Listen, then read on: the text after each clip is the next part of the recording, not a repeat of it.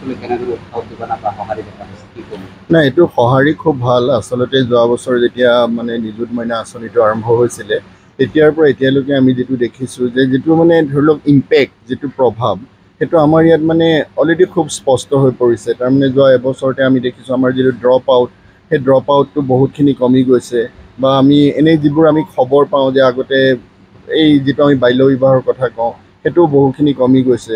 আচলতে আমাৰ উপহিৰ নিচিনা অঞ্চলত বা গাঁৱৰ হওক বা সংখ্যালঘু অধ্যুষিত অঞ্চলত ইয়াৰ প্ৰভাৱ খুব সুদূৰ প্ৰসাৰী হ'ব আৰু ইতিমধ্যে আমি সেই প্ৰভাৱবোৰ দেখিবলৈ পাইছোঁ। আৰু তাৰ লগতে আজি ধৰি লওক এইবছৰ আমাৰ এতিয়া কোৱালিফাইড যিখিনি ছোৱালীয়ে পাব লাগে, তাৰে বহুতখিনিয়ে আমাৰ স্কুটি ল'ব বাণীকান্ত কাকতি এৱাৰ্ডত। কিন্তু তথাপিও কিন্তু আমাৰ প্ৰায় 700ৰ ওপৰ ছোৱালীয়ে হয়তো এইবাৰ নিযুত মইনা আঁচনিৰ যিটো মানে নিযুত মইনাৰ পৰা উপকৃত হ'ব। আৰু এইটো এটা খুব ডাঙৰ সংখ্যা আৰু যোৱাবাৰতকৈ প্ৰায় দুগুণ।